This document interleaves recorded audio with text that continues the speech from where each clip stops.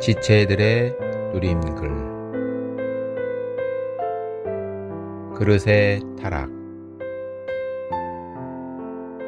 예레미야 48장은 전체가 모압에 관한 경고의 말씀들입니다.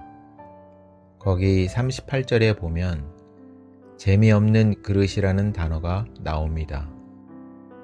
모압의 모든 지붕에서와 거리 각처에서 애곡함이 있으니 내가 모압을 재미없는 그릇같이 깨뜨렸음이니라.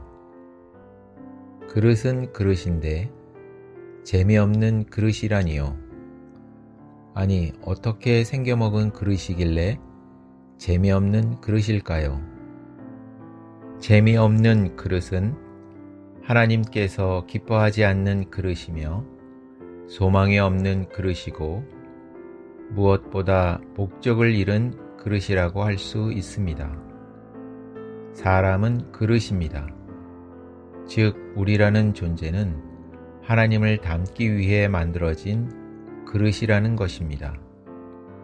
하나님께서 우리를 선택하신 목적은 그분을 담는 존귀한 그릇이 되게 하시어 그릇들인 우리에게 그분의 영광을 나타내심으로써 우리를 그분의 영광의 그릇들이 되게 하시려는 것이 그분의 목적입니다.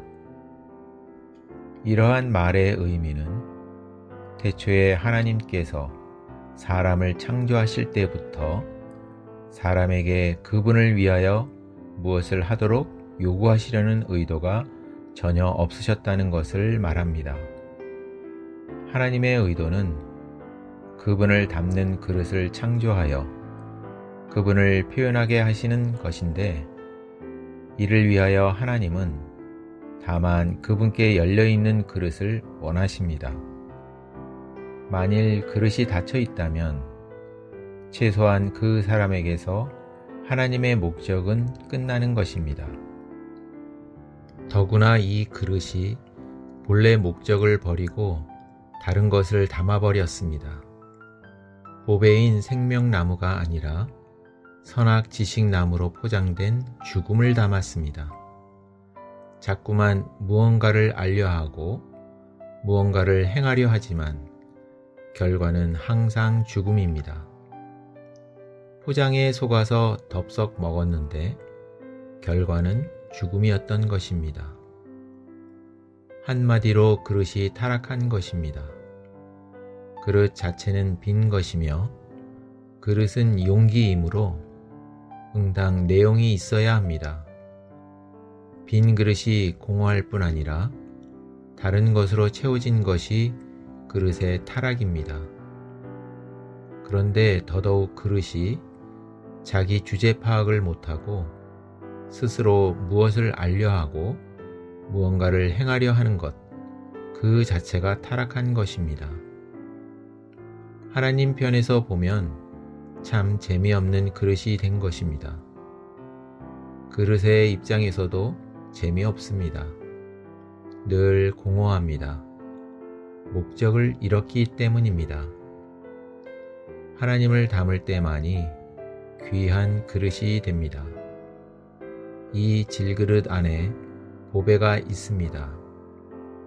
질그릇이 귀한 것이 아니라 보배가 귀하기 때문에 그릇이 귀하게 되는 것입니다.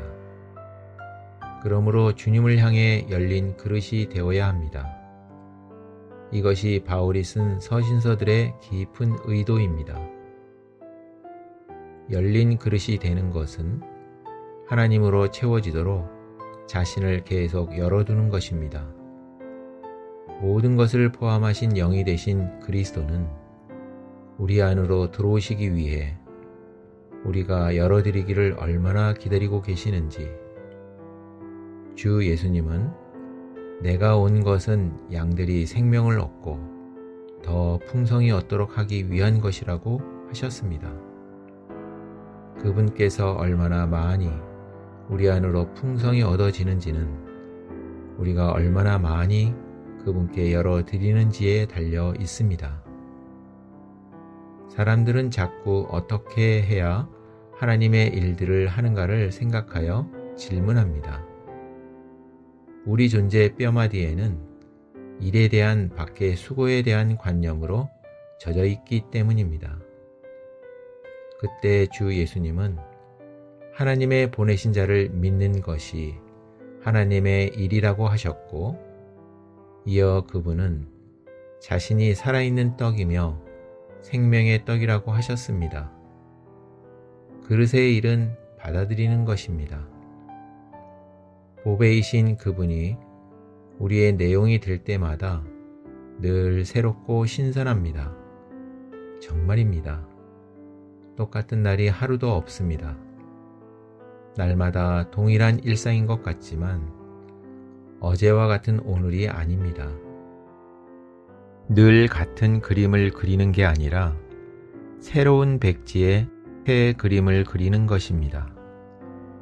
재미있는 인생이 보장됩니다. 그분이 우리에게 주시는 것은 한량없는 그 영이시기 때문입니다.